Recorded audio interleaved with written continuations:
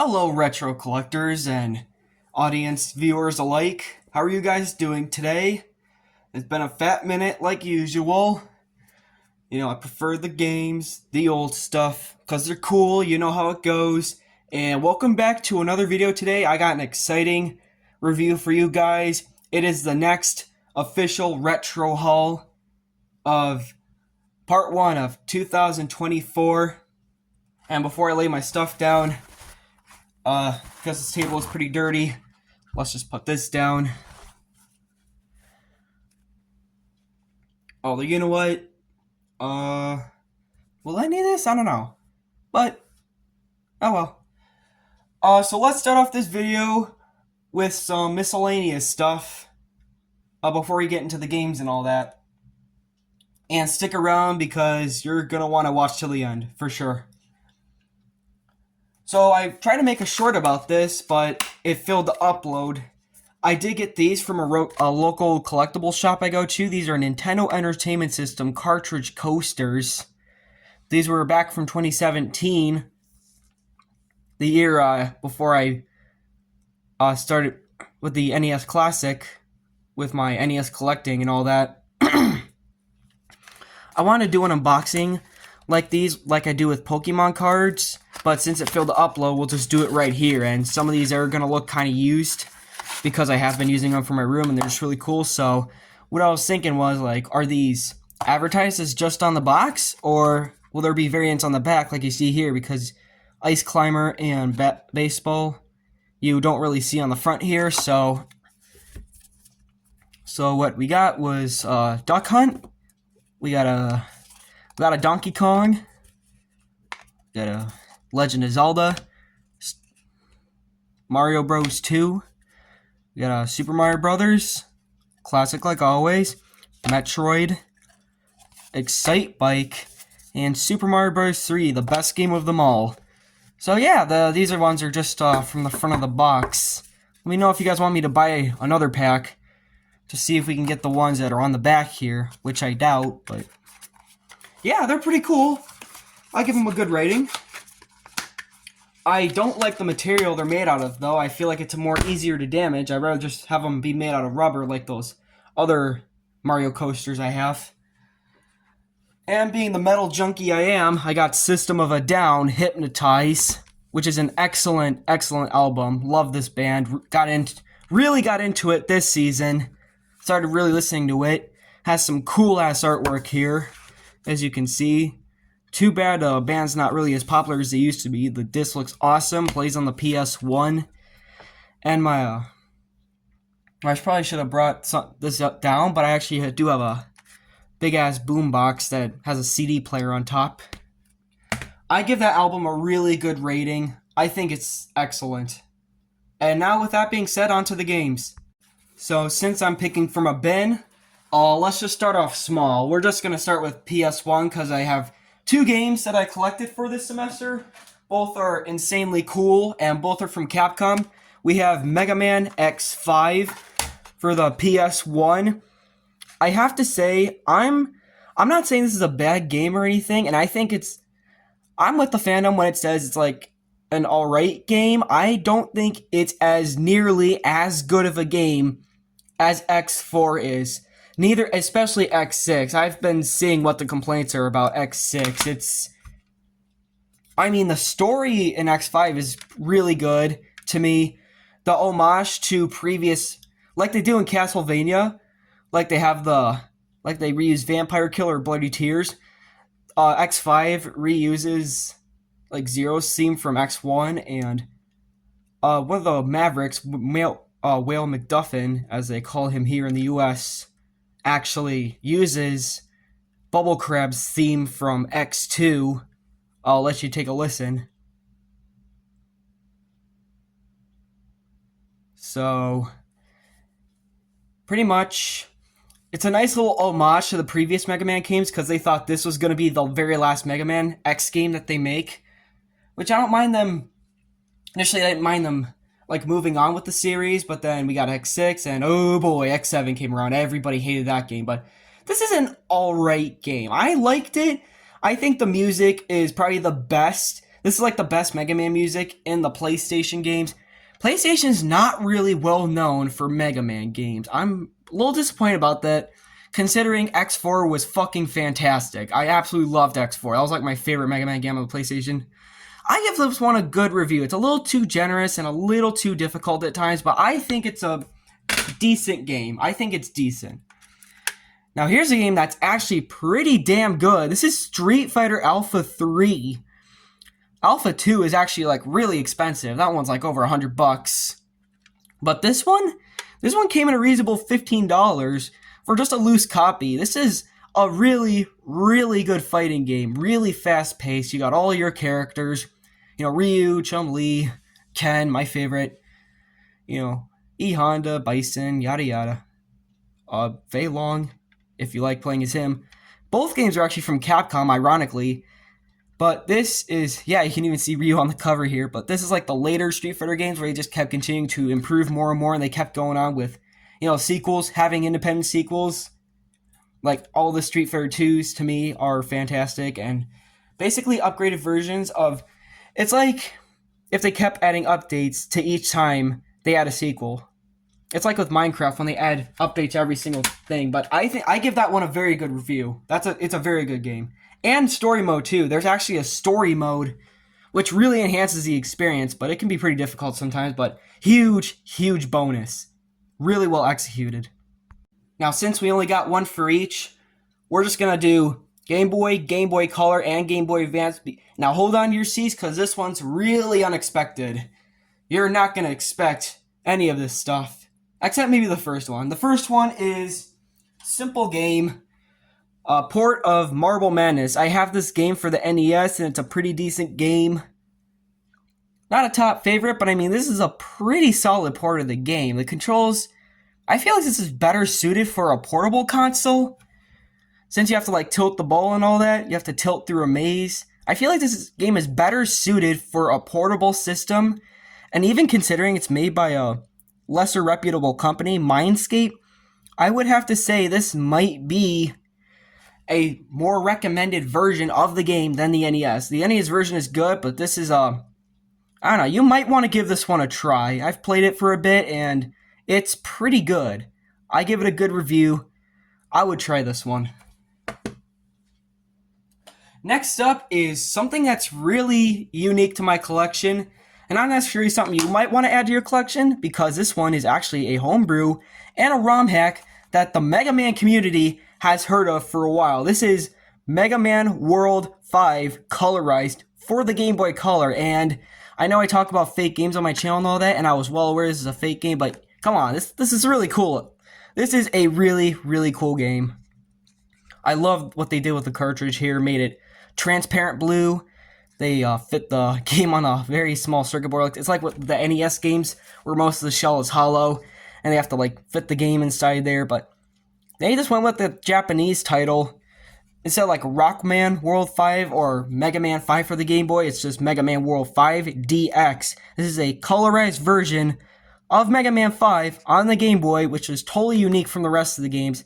And this might be, hold on, my favorite Mega Man game on the Game Boy. It is so freaking good. Like, oh my god, is it good. Whether this is a homebrew or not, pick this game up any way you can, because an official copy can run you for a shit ton of money. Like, I saw an actual copy of this at my play and trade, and it goes for a lot. So if you happen to see this for $20, you might want to, yeah, if you like colorizing your Game Boy games. I mean, no, this does not play on a Super Game Boy. I tried that because this is technically a Game Boy Color title now, strictly because of the colors it utilizes. But Jesus Christ, play this game any way you can. In fact, Nintendo Switch Online has released all 5 Mega Man Game Boy titles on there. I don't know what originally prompted them to do that, but I'm glad they did. Because Mega Man 2 on the Game Boy was really easy. And Mega Man 3 is ridiculously hard. I still have yet to play 4, but 5, I can tell you, it is probably the best one so far. So, please, highly recommend. And here's one now for the Game Boy Advance, I was having no hope so far, no luck of finding games that suited my collection. Then I found something I thought would be really good, which I kind of like, but other people don't really like this game that much. And boy, would it hurt them to have the damn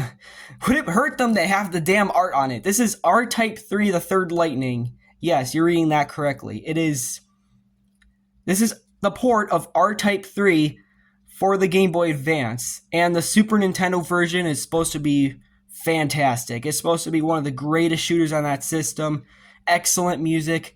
But boy, this soundtrack is horrendous. This is easily the worst GBA music I thought. I was on the phone listening to this. I was on the phone with my friend listening while playing this game, and I thought I couldn't hear it too. I'm like, wait, am I hearing this correctly? And I listened to the music closely. I'm like, why does it sound so sad? I mean, the gameplay, I've heard problems. There's like hit detection problems and all that. But let's face it, I was just desperate for a Game Boy Advance title at all for the collection, because this is the only one I have for this update. I mean, yes, it's a shooter. It's a shooter for the Game Boy Advance, and I give it huge props for that. And it does kind of fit well with, picking up something quick and easy for the Game Boy. Run you about $40, but Jesus.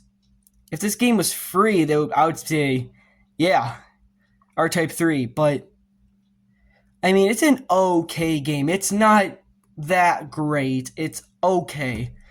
I don't think it deserves the harsh backlash that it gets, but fuck that soundtrack. Here, you know what? Give me 1 second. Alright, let's prepare to launch this thing into my Game Boy Advance SP, which I decided to go grab real quick. Modded by Extreme Rate. I'll just do a little bit of gameplay for you guys. It's free to...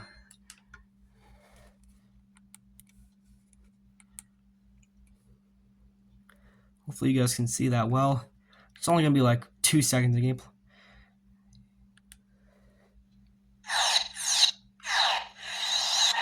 Okay, so very cool title screen. That very faithful to the SNES version in terms of the title screen. The game looks good. This is a good looking game. It's not one of those games where it looks like shit from the start. Kind of a certain rainbow that I might reminded you guys of accidentally.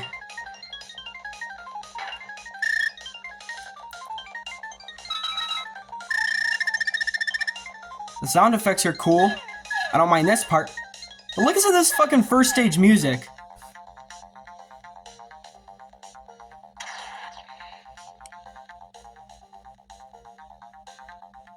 And yes, I am playing this through the camera right now.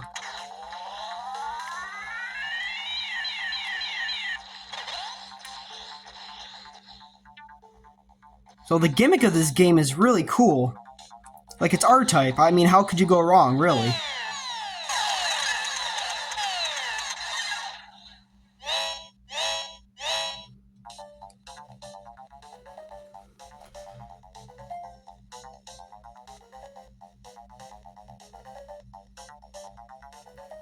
Alright, fuck this music. Now listen to the... Now here's a snippet of the... I'm just gonna play the SNES version for you guys really quick on an emulator, just to, have you listen to how the game should sound. So we're just gonna hang on for a couple minutes. We're gonna get into that right about...